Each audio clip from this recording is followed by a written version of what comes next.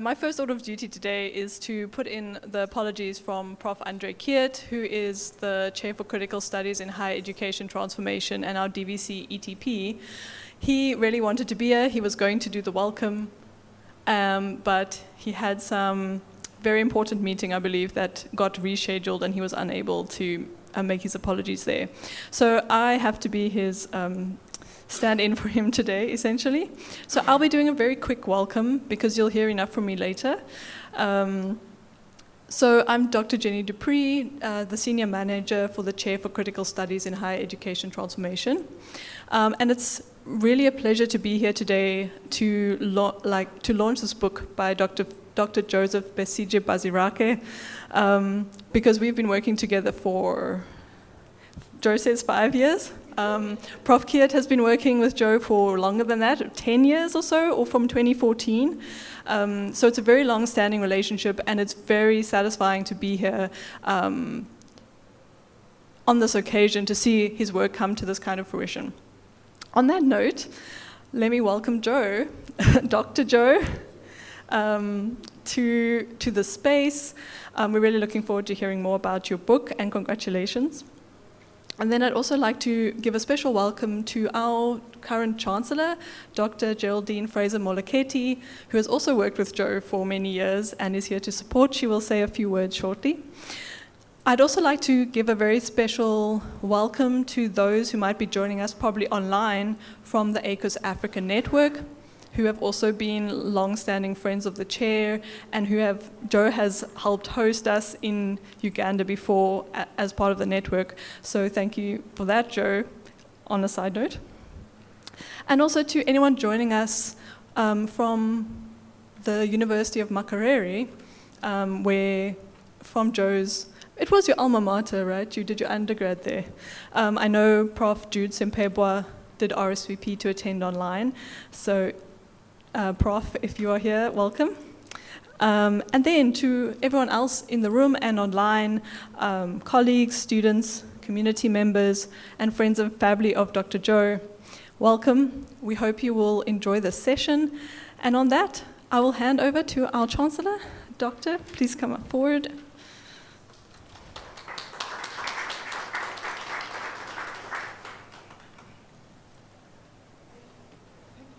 Thank you very much. Thank you and good afternoon, everybody.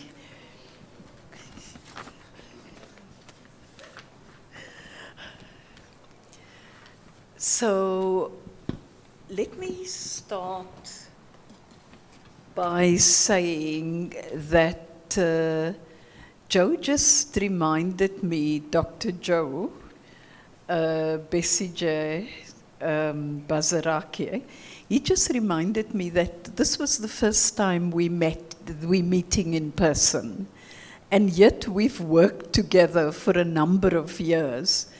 But due to the close nature of our work, and there were 3 musketeers sort of involved, it was Nadia, Joe, and myself, it was as though we had actually met in person. I knew exactly who to go and hug, and it was as though we had been together in person over a period of time.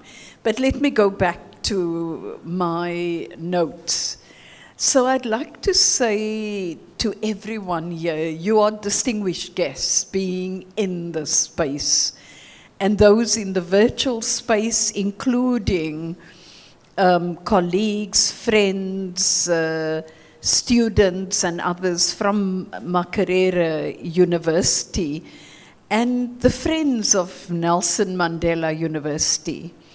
So I'd want to state that it's really a rare and profound moment when an institution has the courage to be both the subject of rigorous academic inquiry and the platform for its launch.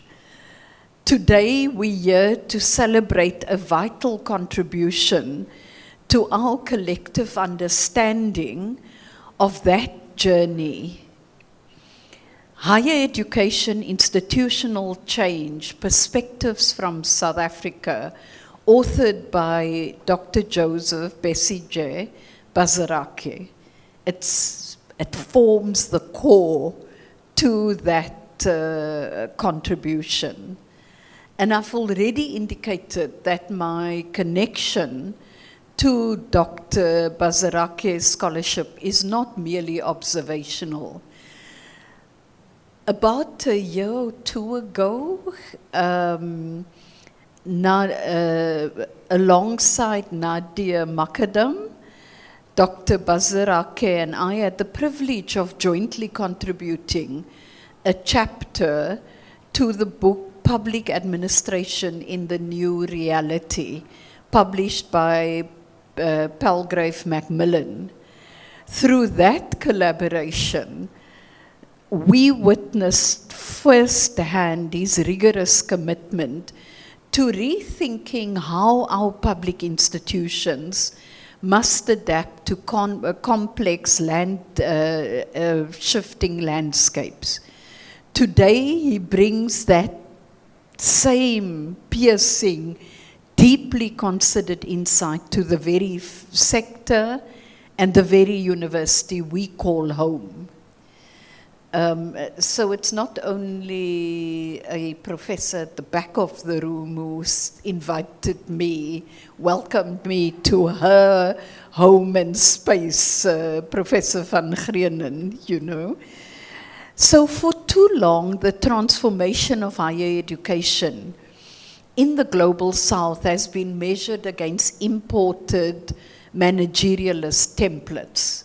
What makes Dr. Bazirake's work so crucial is that it theorizes from our lived reality. It acknowledges that universities like ours are not merely reactive to external pressures.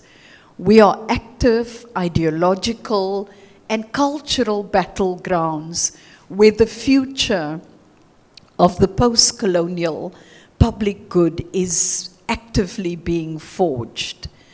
We are acutely aware of the historical burdens our institutions carry.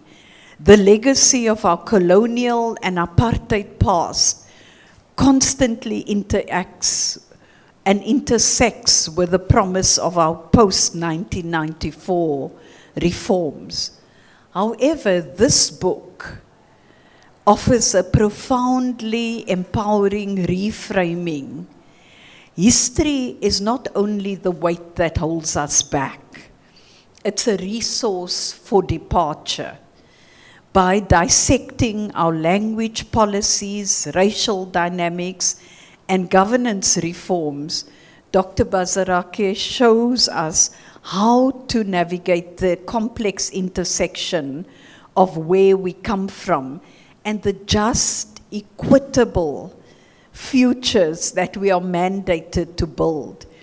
He introduces a framework anchored in 4 distinct through lines: that context matters, that history is our point of departure, that change is inherently layered, and that institutional equilibrium is something we must continually negotiate. So on that note, and I'm nearly done, Jenny, as Chancellor, I've always watched the university leadership really, and this is under the stewardship of the Vice-Chancellor, Sibongile Mutwa, and the team here handle the sheer bureaucratic weight of a university. Yet this book reminds us that true transformation is never just about changing policies at a macro level.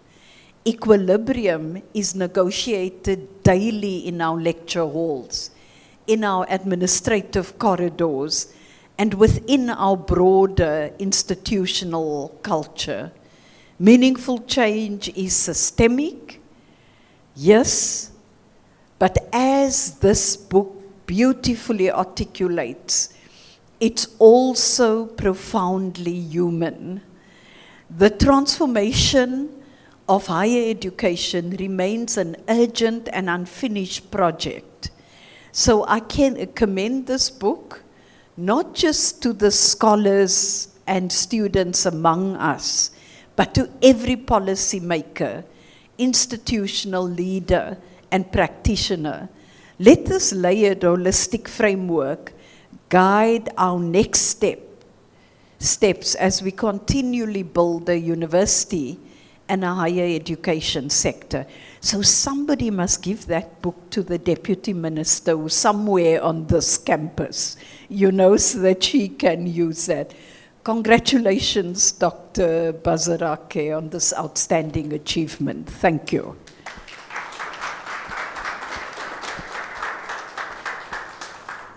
Thank you so much, Chancellor.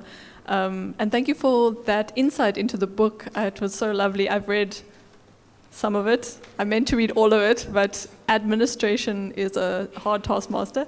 But yeah, it's such a lovely summary. So that takes us now to what we've all been waiting for, to actually hear from Dr. Joe himself. So Joe, let me ask you to come up and share a bit about the journey to get to this book and your further insights. Please come up.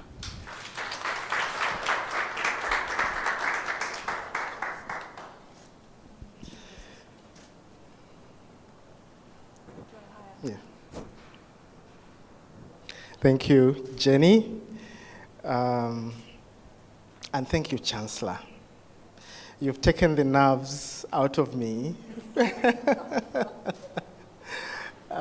by such a beautiful and elaborate sharing about the book. So thank you very much. So I want to thank everybody who is here today. And I have a written speech because you can't be too careful about these things. You could easily stay here until, the chickens go to roost. So thank you that you've made the time to come here. And in a special way, thank you, Dr. Geraldine Fraser Moleketi. I always say Chancellor. I don't think I have actually spoken those, the name right in front of you. Our Nelson Mandela University outgoing Chancellor, for your inspiration and mentorship.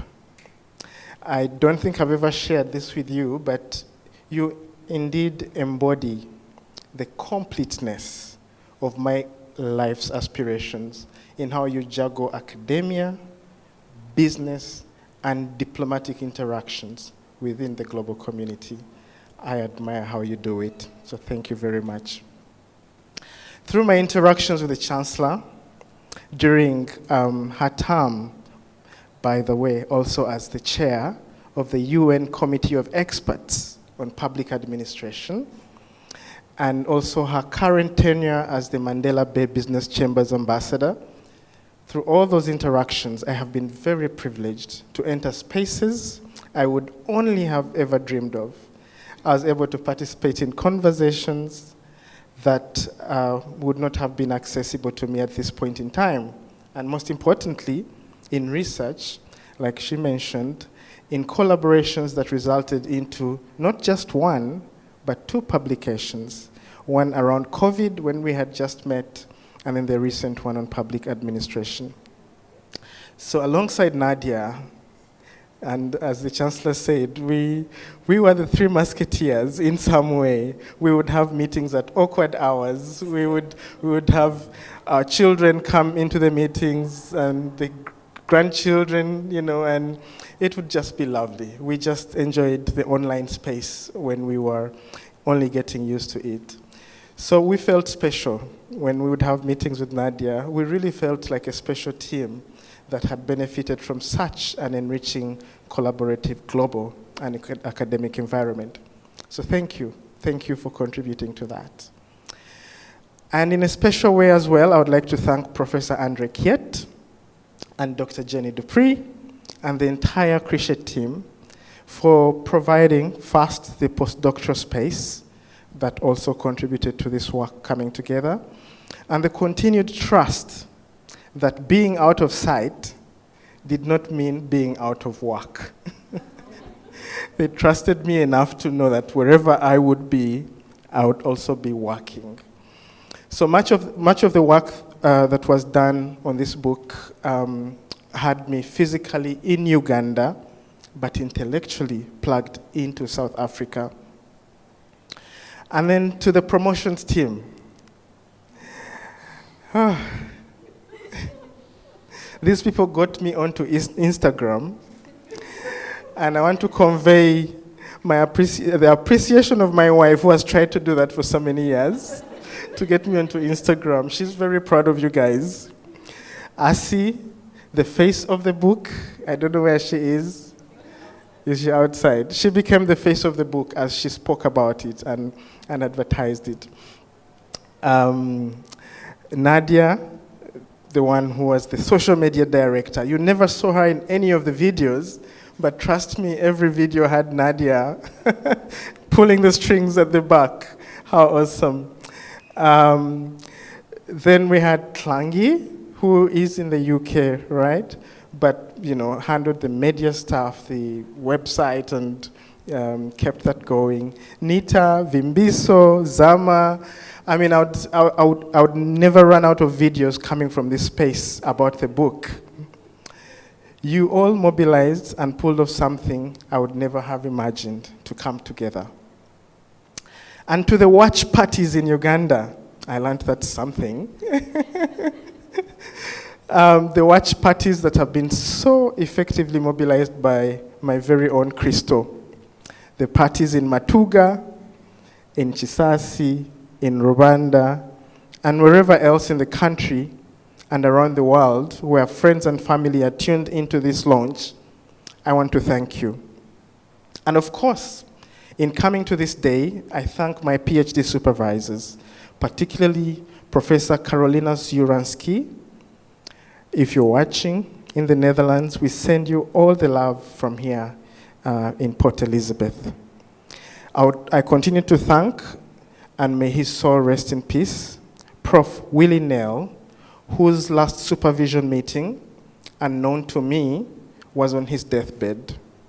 He truly gave direction to this work. I also thank, yes, you're welcome to clap for him.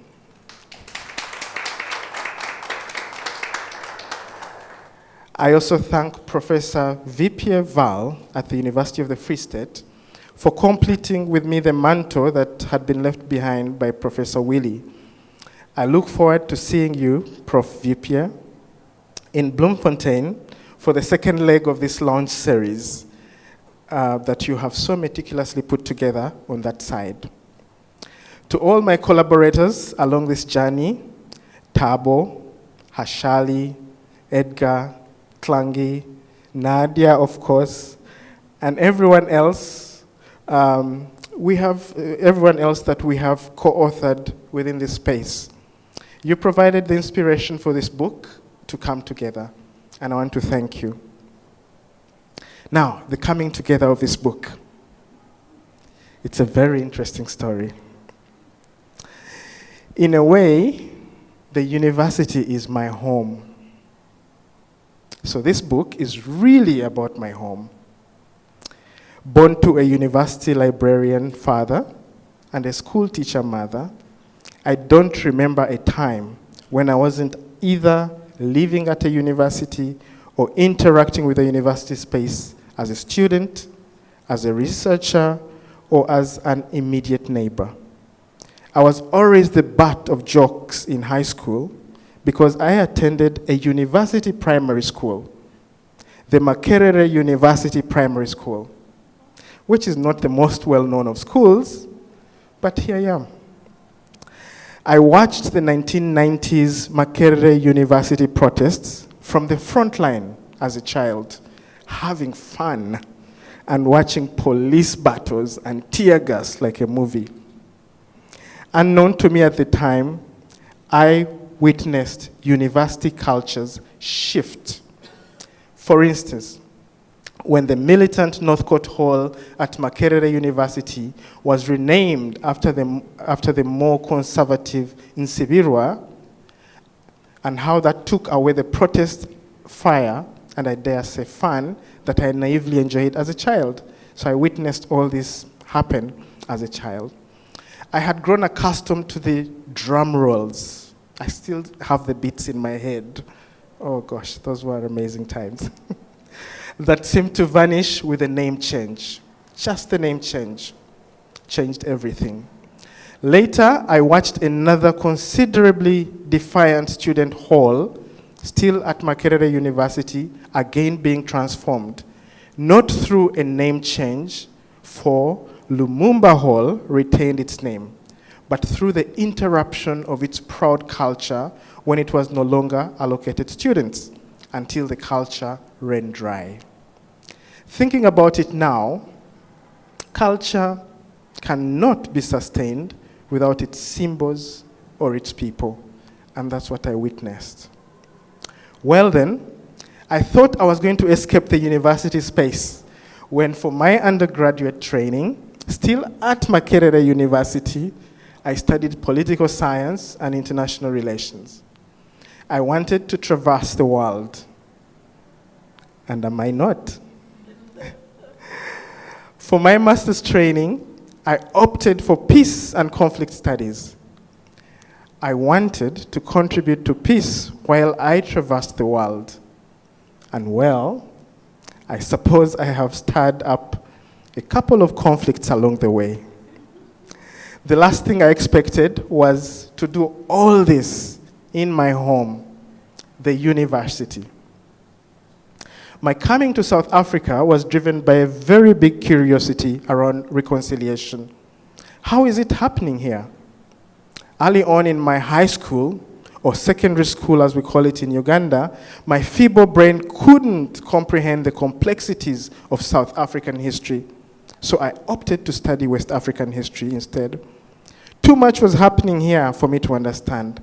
At least, like most of West Africa, I was familiar with our Ugandan history, where we were colonized, got independence, and thought we were done until nothing changed.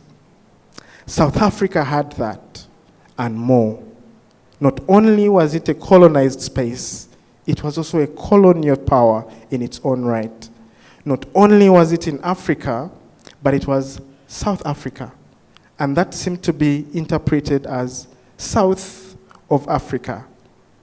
And was it for Africans?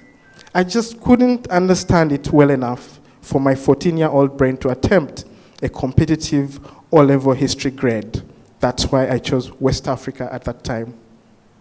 But like all things destined, I was back as a curious postgraduate student in 2012 on the invitation of the Pluralism and Development Winter School, hosted that year at the Institute for Reconciliation and Social Justice, again at a university, the University of the Free State. My interest was the plural nature of how this country continued without outright war after 1994, but with what I understood as covert wars ongoing, wars not easy to tackle directly. I knew I would be back because there was unfinished business for me. Little did I know that I was making a bed in a new home.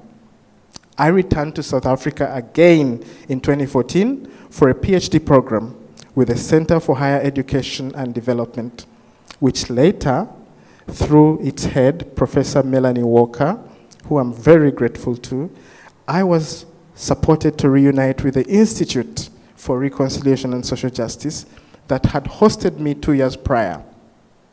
Professor Andre Kiet was the director of that institute then, and we have not been apart since. That is how my work and this book have come together. Like home, I quickly integrated into the University of the Free State. I played volleyball with the varsity volleyball team, and a couple of times beat the Madibas, unfortunately. I traversed student and staff spaces within the top management-defined institute. I mentored students, I ran staff development workshops, I coordinated a master's level course in reconciliation and social cohesion, and was able to see the university from several angles as an outsider who was also an insider. Several eyes of university life all at once. Remember, the university is my home. So from the kitchen to the boardroom, I was home. So my PhD work naturally went into what had become my comfort zone. I was able to put together one of the more comprehensive historical pieces of writing about the University of the Free State. It was in that work that key questions emerged when I joined Nelson Mandela University, naturally, another home in another city. I continued with the work that interrogated the institutional nature of a university and what change would mean within that space. In South Africa, this is what we call transformation. So, with my home as my canvas, Zama would understand that as an artist, I have interrogated institutional change theories. Now, these are often rooted in organizational studies, sociology, and political science. And I have tried to understand why the university seems comfortable with the institutional label, yet uncomfortable with its institutionness, often defaulting to its organizational setup when the rubber hits the road.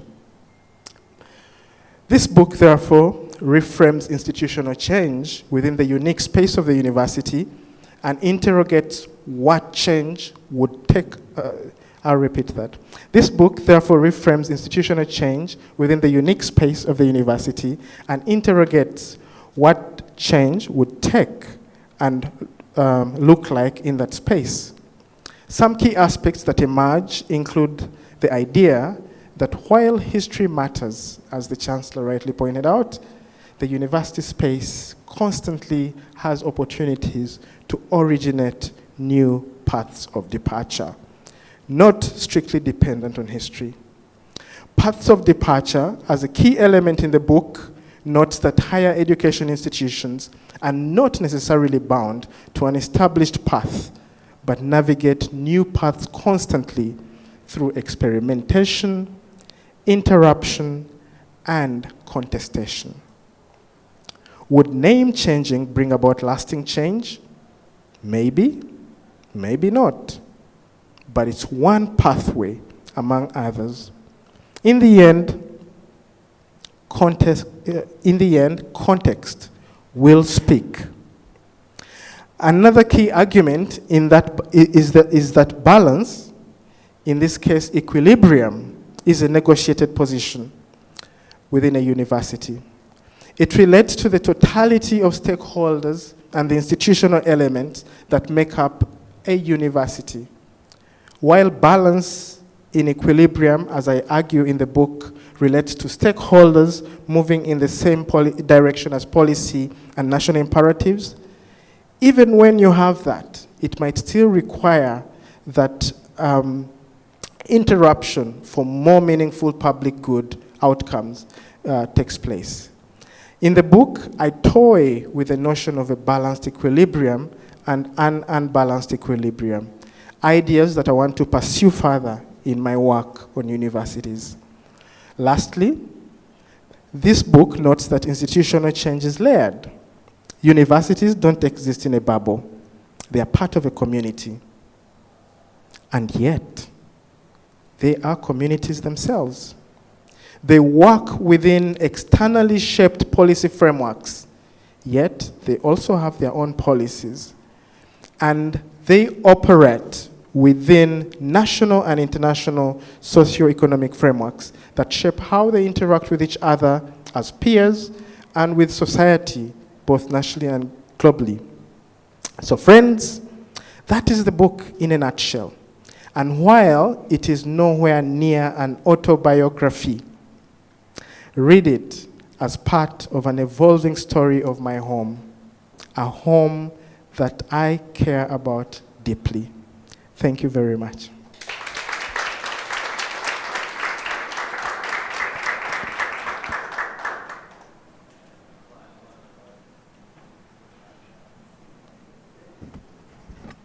I've just realized that trying to clap and get up to facilitate is quite difficult. All right, so thank you, Joe. I'm going to move this stand out the way. Wait. Don't know why I'm trying to multitask so much, but anyway. All right, so I'm going to be the respondent for the book, but I have decided I don't want to do too much talking or just give I think the essence of the book has been very well articulated by both the Chancellor and by Dr. Joe. So I have some questions for Dr. Joe. Welcome. There's space. If you come late, you have to sit in front. It's the rule. So, Joe, can I ask you to come up again? This is your seat. And this is your microphone. And yeah, hopefully we can have a bit of a conversation. So I haven't read the whole book. I have to admit this. I said it earlier. I really wanted to read the whole thing. But from what I did read, a number of things stood out to me. The one was the question of agency and structure, which you speak about. And I thought that was so interesting because, you speak about, I think it's the recursive relationship between the actors in the institution and the institution itself, and how the actors both constructed and are shaped by it. And I thought that was so interesting because it's something in the chair I feel we constantly come back to, this question of what is the relationship between us, who make up the university, and the university itself, which is both us and not us at the same time. So that's something I just wanted to flag. I think Andre always calls it constrained agency and things like that. So for me, that was a very interesting part. And I want to come to one of the questions that I had for you, which was about your layered analytical framework, which you mentioned.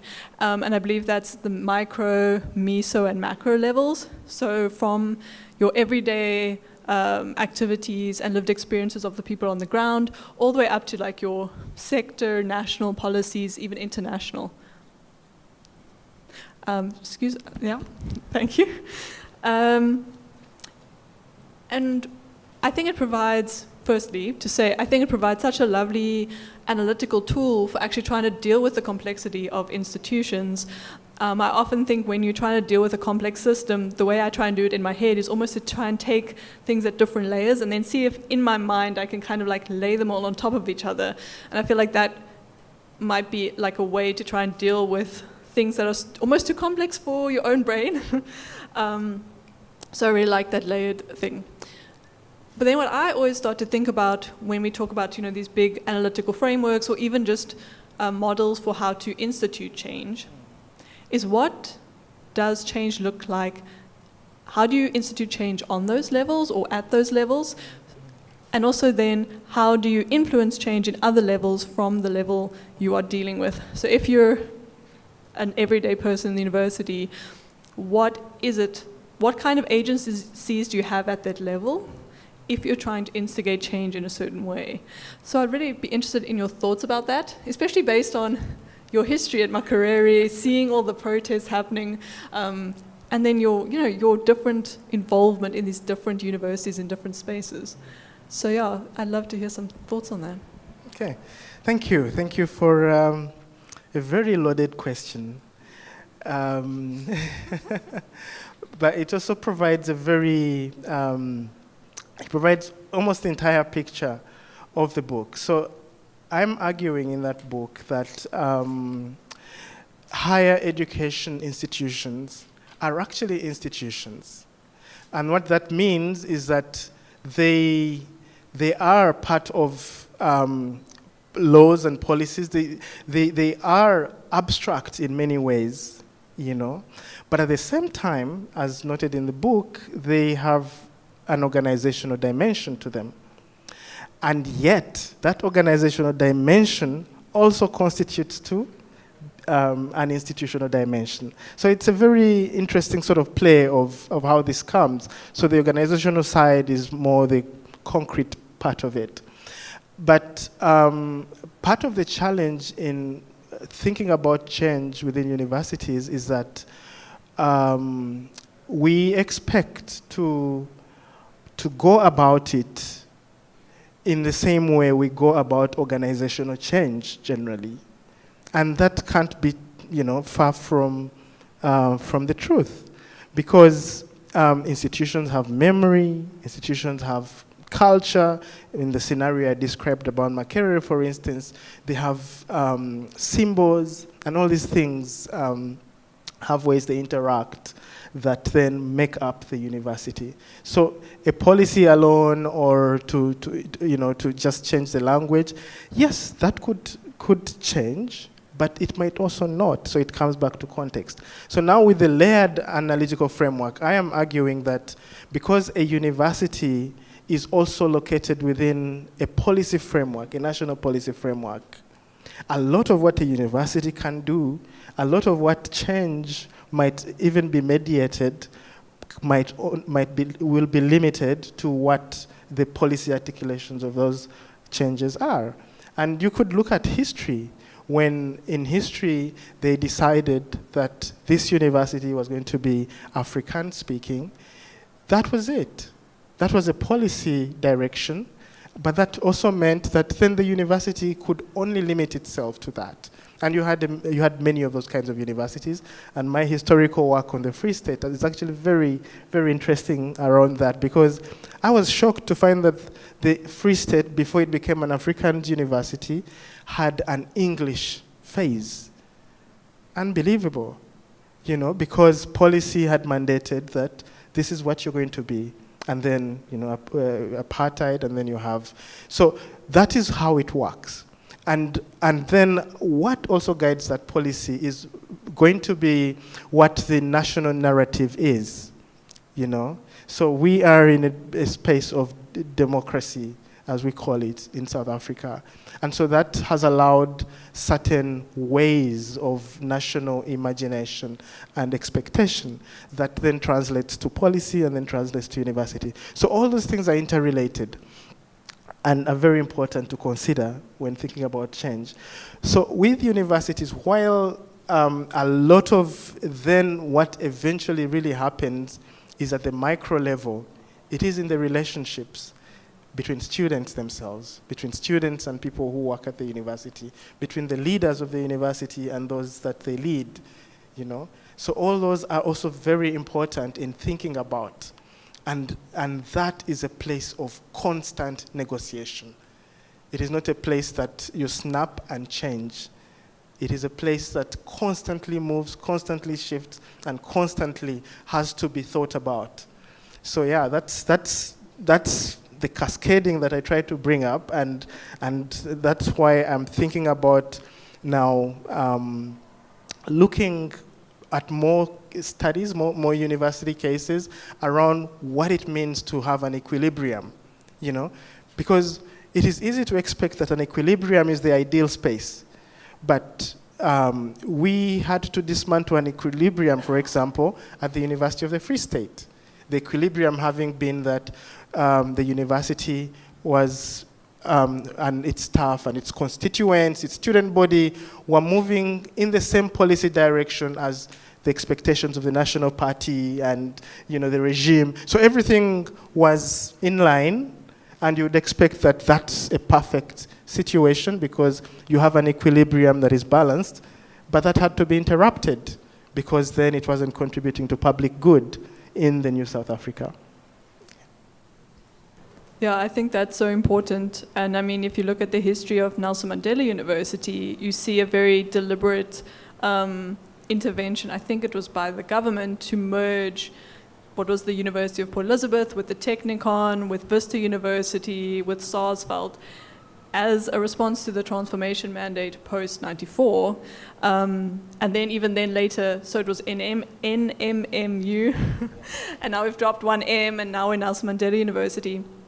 So I think that's the interesting thing about Nelson Mandela University, is that the identity we're putting forward now is very, very different to that of the institutions that were merged together and what those identities were under apartheid. You know, so you go from having this sort of Broederbond Afrikaans university that then has ended up being something very different, which is always an interesting case. And I feel like the UFS is maybe quite a different story.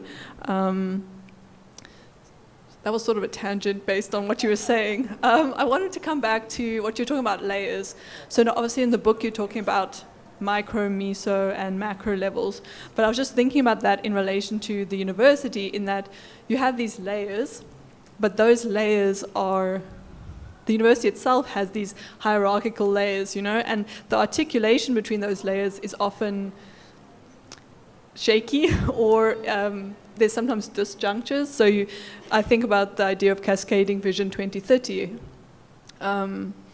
And you kind of, you know, you have this document, you have this vision, but not everyone in the university is even aware it exists sometimes. And so where you're positioned in the university will shape your experience of the university in itself. You know, you have your departments, you have your faculties, even amongst your disciplines, and even in your departments, you'll have your factions. So there's like all this complex web of affiliation, and the fact that people can have very different experiences of the university just depending where they are, which is very fascinating, but of course makes it really complicated to try and instigate change, and also just trying to analyze the change, because it's going to be different in these different pockets. So, but I mean, you speak a lot in the book about this complexity, and that brings me to the next question, which is, you speak about HEIs as dual institutions, and I mean, you've mentioned the fact that they are both institutions and organizations, or both at the same time. And then you also speak about the duality of HEIs in the sense that they're both actors in the higher education sector and social organisms or organizations in and of themselves. And I was wondering, when you speak about that duality, are you talking about that in, like, are you thinking about it in terms of like it's an oppositional thing, like there's a tension between, or is it a complementary kind of, like, what's that relationship between those two roles, like, in your mind? Thank you. I think it's a matter of scale. When the university is participating beyond itself, it will be an actor. When the university then stands and has participants within it, other actors within it, who will be us, the students and people who work in the university, who will be departments, who will be, you know, then the university assumes a different positionality. Then it's an institutional, it's operating at an institutional level. So that's the kind of duality that I'm toying with, because I'm talking about the university having to sometimes present itself as an actor, and then sometimes be the institution, just based on the understanding of what, you know, the difference between institutions and organizations. One is a player, one is the field. So when the university is a field, then it's an institution, and all of us play in it. But when it operates beyond itself, then it can only be a player and will play along with other actors. Yeah, I think that's also an interesting idea, you know, thinking about the university as an actor, but also, I suppose, the university as a system or a social organization, in terms of how we, within the university, relate to the idea of the university. And I often hear people refer to the university is like this, or the university has done this or made this decision. And it's always very interesting to me how we think about the university, because I think sometimes I think our analysis is limited because we identify a problem and blame it on the university, but actually we mean a particular group or power in the university, a particular constituency. And also I found it interesting, it's also something that I think about a lot, and I think your discussion in the book relates to this, is the fact that often people in the university speak of the university as completely separate. So there's no sense of ownership or the sense of like that you in your everyday choices are constituting the university. So it's sort of this idea of the university is this thing outside of me. And even people who may be higher up in the institution will speak about the university in this way as though they have no producing power of the systems that they're within, which is very interesting to me, and I feel like there's a whole potential like line of exploration to be like, what do we actually mean when we say the university? So yeah, that's what your discussion was like. I also wanted to come back to the idea of history. I mean, I think you put forward in your presentation today a personal history that's kind of led you to think about the university in these ways. And then I know your PhD on the University of the Free State, you told me the other day, is very much a history of the university. So I wanted to link that then to the way you speak in the book about history as pathways of departure. And ask you about one, how has your engagement with history, like the history of UFS or your own history, informed your work, which is much more conceptual, theoretical in this book at least? And then also, how do we use history, like maybe historical analyses or engagements with history, to find those pathways of departure if we're trying to instigate change processes in an institution? Very important question. And it reminds me that when I first when I first came to study, I had no idea I was going to end up with higher education, least of all, history. So I have constantly taken on, I think they call that conscripting, which some people don't like, but I like to be a free soul in how I think about things. And even when I didn't identify as a historian, I insisted on doing a historical analysis for the University of the Free State. And I had been told, you have to be located with the history department but I was not. And for me, I find that very exciting. So history, I have found,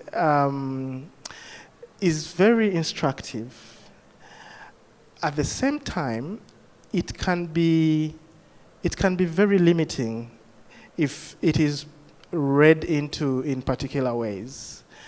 In my work on higher education, I have found that when you look at history, and for example now transformation as path dependent, then you are going to consider yourself stuck with what was. And yet, it is possible to step away from what was, especially given the nature, the institutional and organizational nature that the university, can juggle. It is possible to work with history in a different way and work with it as a point of departure. And increasingly in the book, I draw from, I think there's a gentleman who works on path departure, only one person that I found, and I found it quite interesting, but they don't develop the idea of what that means, and so I picked it up and worked with that, because with universities, it makes so much sense. You remember the examples I gave of Makerere when I started? It was possible to interrupt culture of that a student residence, we call them halls there, would have said, this is who we are and this is who we've always been. And just throw in a name change, and that changes. Because now they don't have a rallying point anymore. But that could also only work in context.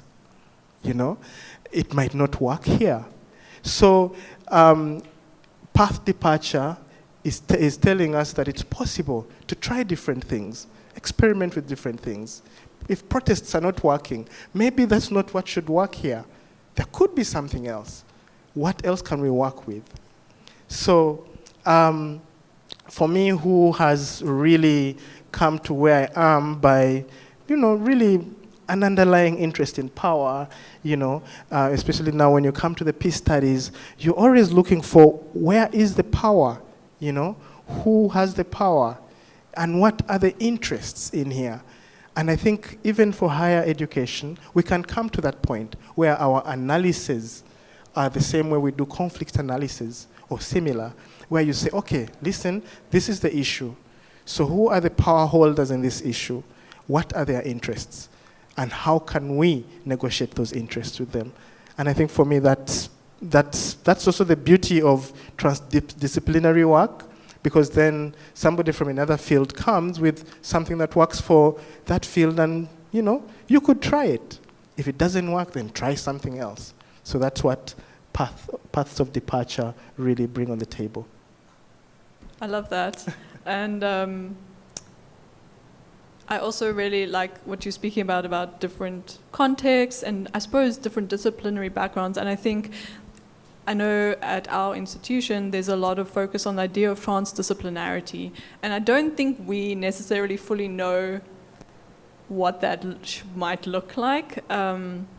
I think we can do interdisciplinary pretty well. I think or multidisciplinary. I think transdisciplinarity, that idea of almost like transcending the disciplines, I'm not sure. We probably do manage it sometimes, but I'm not sure we know what that looks like.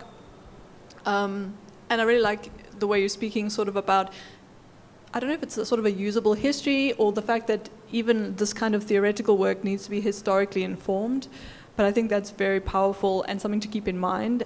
I know for myself, I come from literary studies, and for me it was sort of, you read the text, and what I've sort of realized over time was how much you lose when you don't understand the historical context of that text.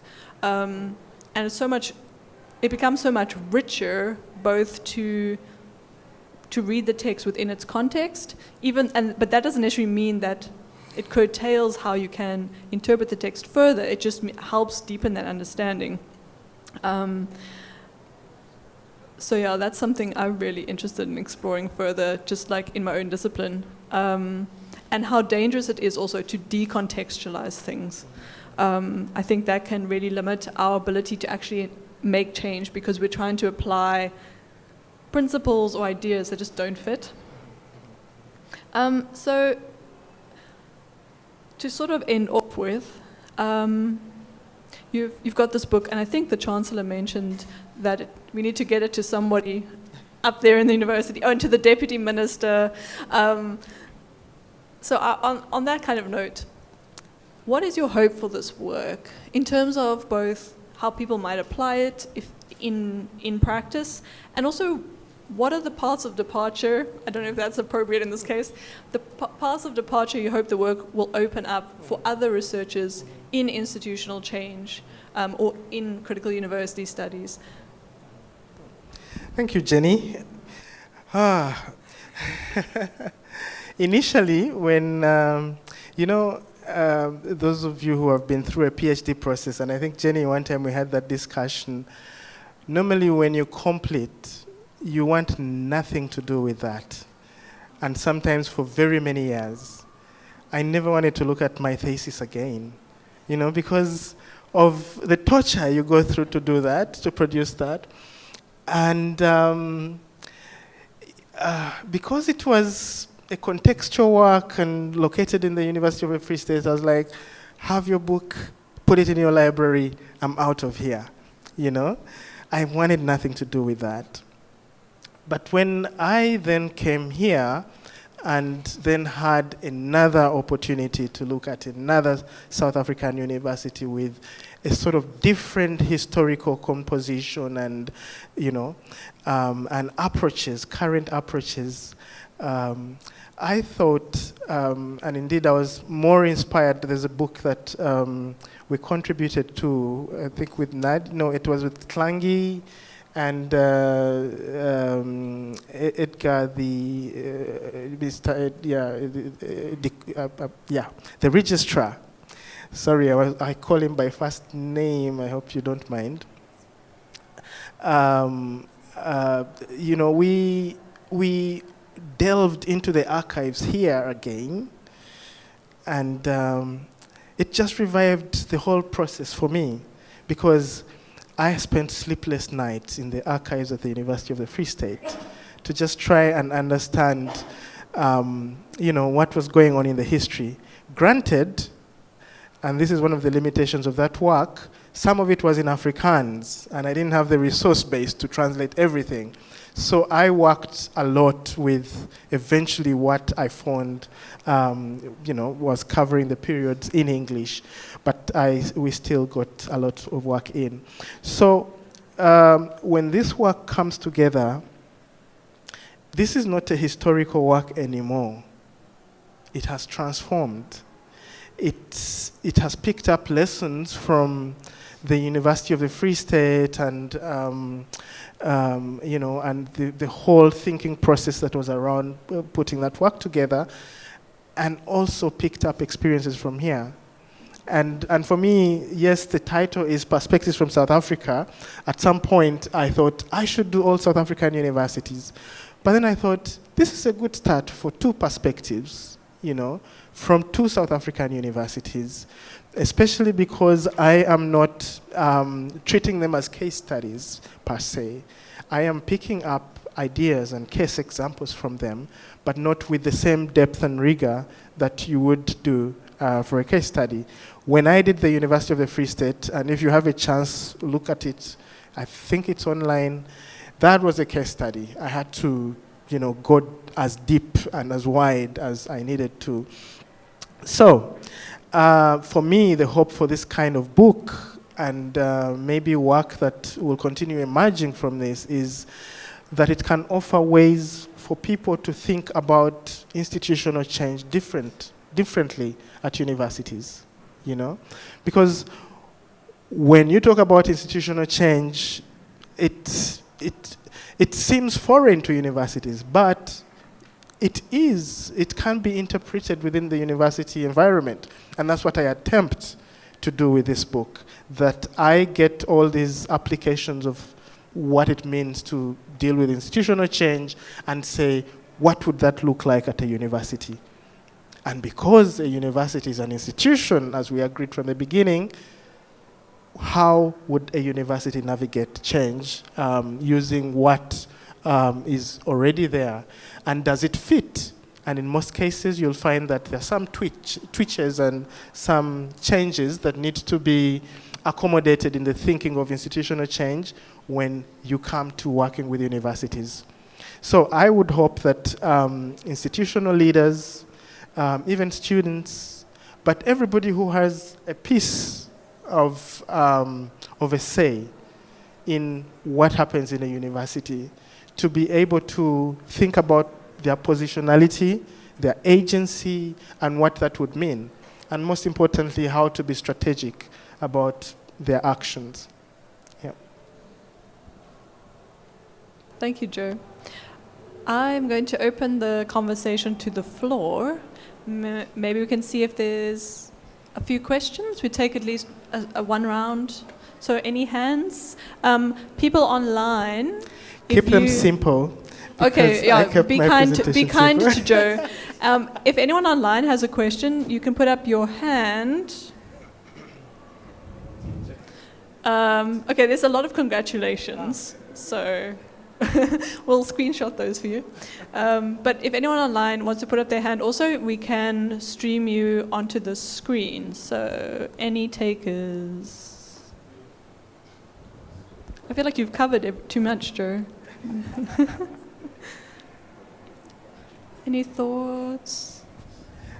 And we have a PDF of the book, so those who might want that, yes. We could internally share that so that so I think you have access. Yeah. We'll make a plan for that. Okay. Maybe if anyone who's interested in the book can pop us an email, that would be great. Yes, let's start over there.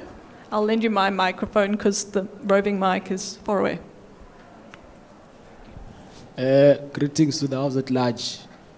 Percival Mo African course here. Sir, congratulations. And I think the topic on your book is it's something that should be I don't know, but yeah. So I think you've covered. I was preparing questions as you were speaking, But as you were speaking, you were answering most of my questions. So, but I have this one here to say that how can academics bridge the gap between theory and practice in the quest for institutional transformation? Thank you. Thank you. That's a great question. And I see we have Sue Minku online. Sue, are you able to unmute and ask your question? And also, hi. Let's see if I can. Yes. Can you see me now? Yeah. Oh, a hearty congratulations, Joe and Jenny. I mean, thanks very much for putting on and streaming this. It's really lovely. So I was just thinking about how Joe beautifully described himself as a free soul. And I wanted to connect it to your question about what transdisciplinarity might look like in the context of not path dependence, but path departure. So this is lovely, Joe. Really, it's really a lovely prospect for thinking about agency within these levels of constrained agency that Andre might complain about from time to time. In terms of transdisciplinarity, to me, what it looks like is this possibility for different things to emerge. And this is the difference between multidisciplinarity and transdisciplinarity, is that different possibilities can emerge, but we don't know what they are yet. So there is this historical openness.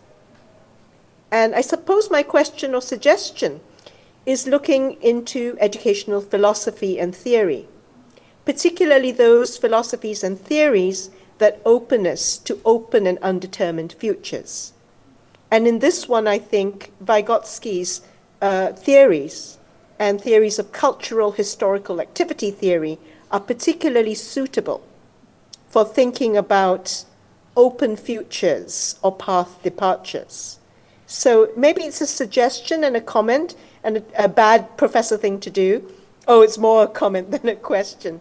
But yeah, whether you've considered that, or whether it has presented itself to you and as a possibility to explore. Thank you so much, Sue. Any last questions for this round? Jenny, I might need to take those first. I don't Okay, see Joe, my pen to We make give sure Joe I a can pen. take on more. Oh, here it is. Okay, but yes, please take those questions. All right. The gentleman in the room, thank you very much for that question. I think it's,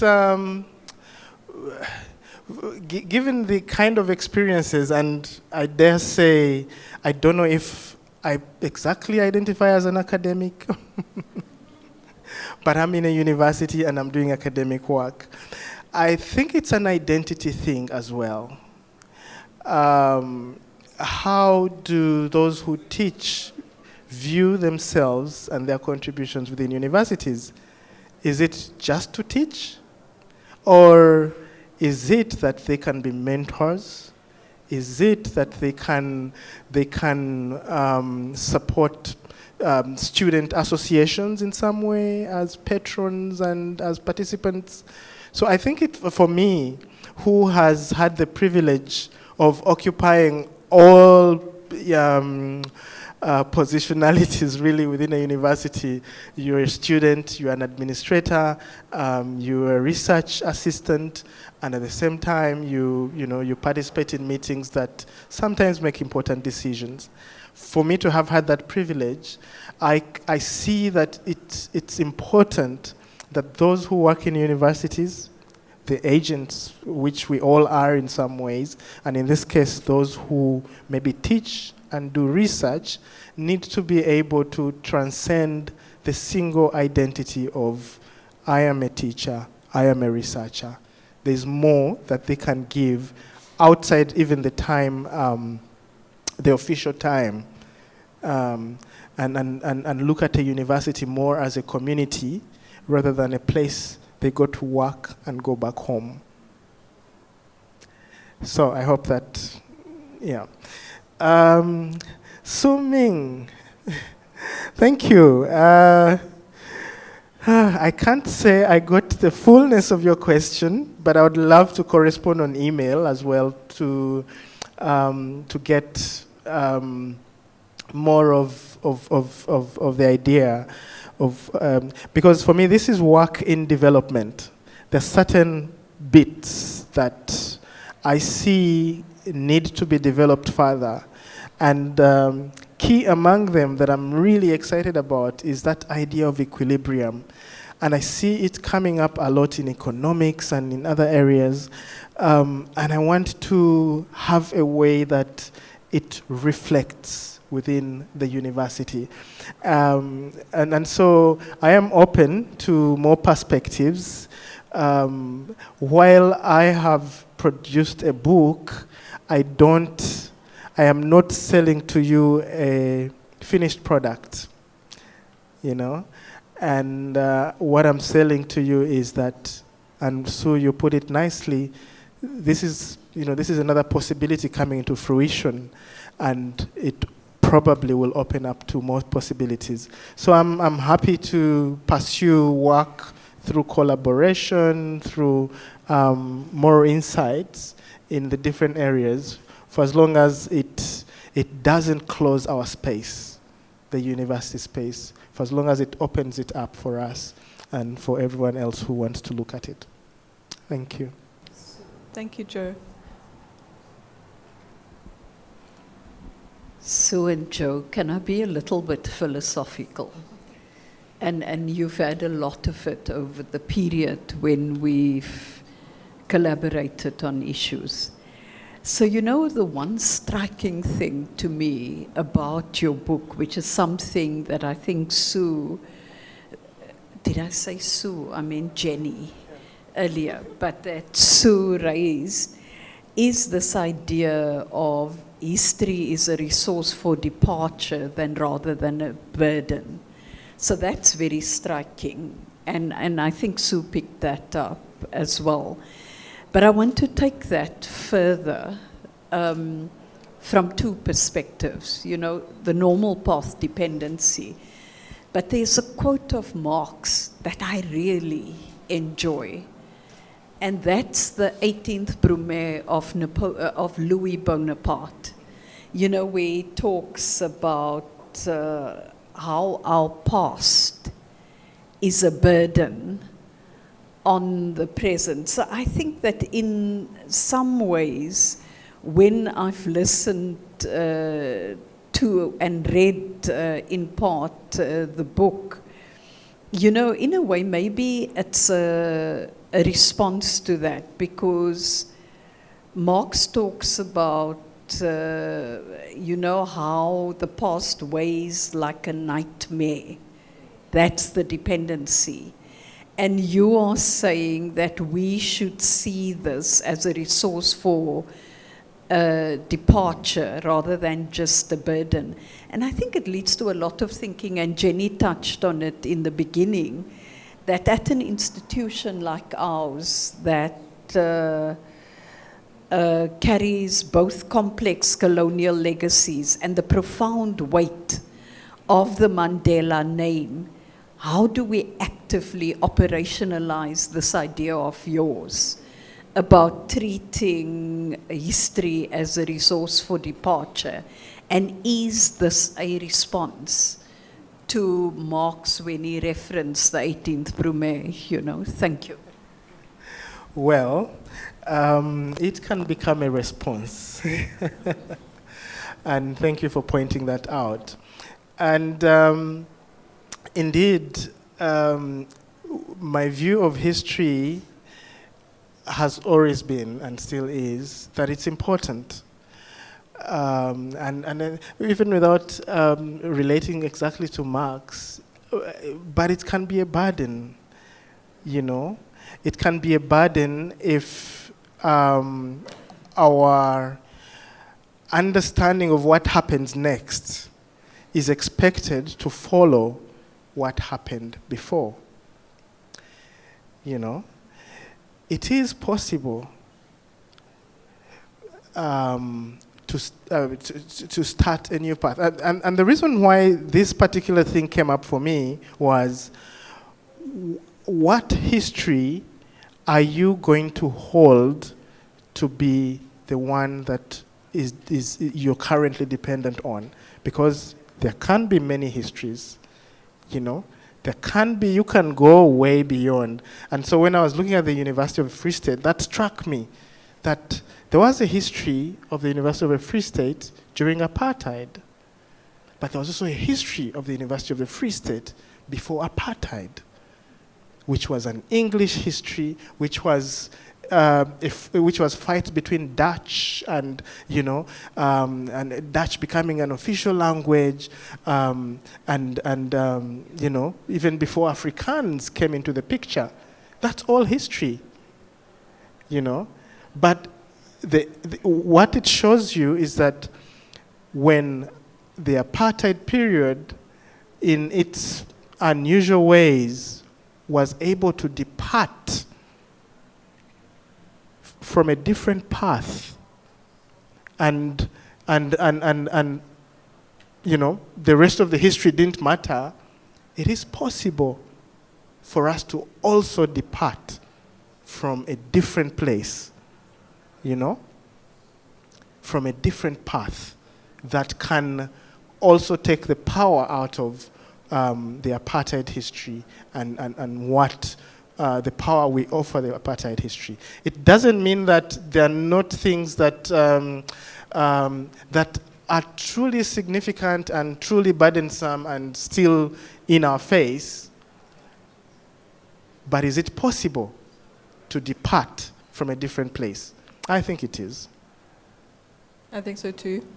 I think also, just something I was thinking, what you were saying, the power of histories, and also which histories we tell, because, you know, I think there are alternative histories there of protest, of resistance, for example, under apartheid in these different universities, even if they were majority, say, in line with the National Party line. So I think that's also really interesting potential of like trying to find those other histories. We have time for one more question, if there are any.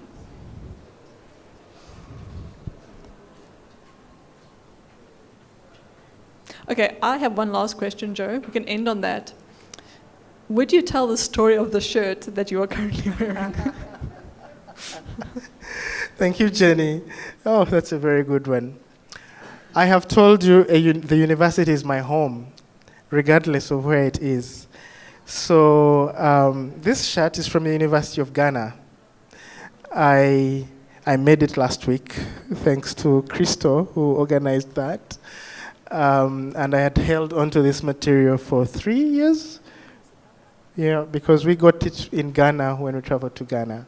So I am here representing the University of Ghana in some way, you know, even when I have only been there once, but we have wonderful collaborators there.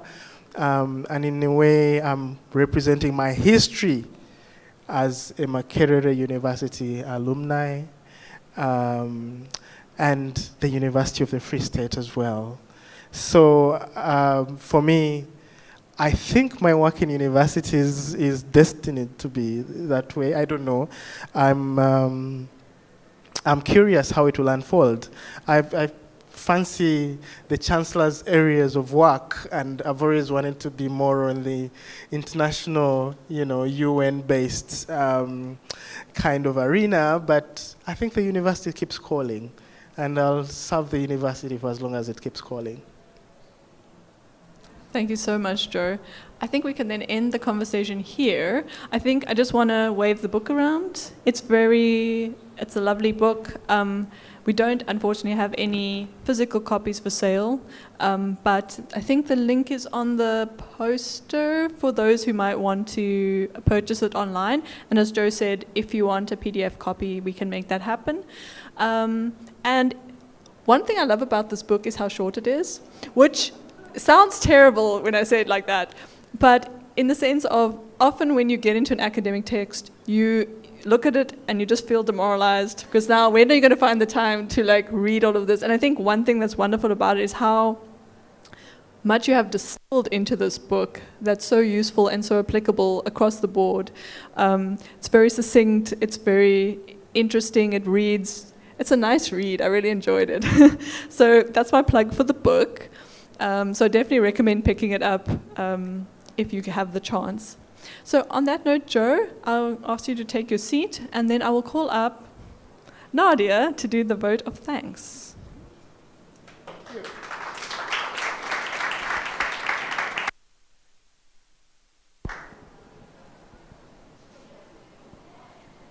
Hi, everyone. Hi. Thank you so much. What a rich and engaging conversation there has been. So it is only fitting to acknowledge the many people who made this launch and this book possible. First, to our Dr. Joseph Besigye Bazirake. Dr. Joe, thank you for traveling all the way from Uganda to share your work with us. This book does something special. It doesn't treat universities as just static buildings operating alongside policies on paper. It shows us how they are institutionally layered, shaped by political, historical, and cultural influences, but also by power, struggle, and people. It demonstrates how change is never a single event, but an ongoing, interconnected process. It's the kind of work that makes you pause and rethink what we assume we know about universities. And anyone who knows Joe knows this makes sense. He has that ability to sit through a long, winding academic conversation, sometimes very long and very winding, and then gently say, I think what you're really trying to say is, and somehow capture the heart of it. This book feels like that distilled clarity, but at scale. But beyond the scholarship, we value you, Joe. Your generosity, your thoughtfulness, and the way you so readily make space for others in their own research journeys. You have been a wonderful colleague and friend, and we are honored to be able to celebrate this with you. To our incredible Chancellor, Dr. Geraldine Fraser-Moleketi, it is truly an honor to have you here. Thank you for your insight into the book and kind and heartfelt words of support today and always, for your time, your presence, and your continued commitment to scholarship that challenges and transforms our institutions. Thank you. To Dr. Jenny, make it happen, Dupriya. Thank you for the warm welcome, for facilitating and serving as respondent today, and for being the force behind so much of what happens at this department. If something runs smoothly, it is probably because Jenny had a hand in it. We appreciate you and the leadership you bring. We have a full house today. Thank you to everyone who joined us in person and online, and to the many colleagues for their hard work behind the scenes. For the best AV support, Poncho Mabena and the Village Media team, thank you so much. NMU Catering Services for the food, the Science Center team for the venue, and University Support Services. A special thanks goes out to the Crochet and ETP office teams for organizing this launch and for being so willing to pitch in whenever and wherever it's needed. On a small personal note, my very first project when I started working at ETP actually was with the Chancellor and Dr. Joe. And we continued to work together on and off over the years, so this kind of feels like a full circle moment. Working with you both remains one of the greatest honors, and it has been a real privilege to witness this milestone. Congratulations once again, Dr. Joe, and thank you all for being here. Please join me in giving him one more round of applause.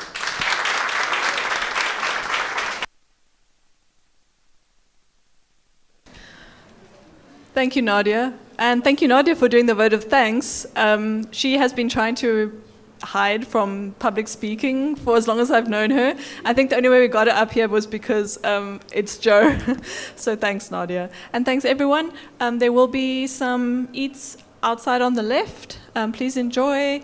And thank you so much. Bye.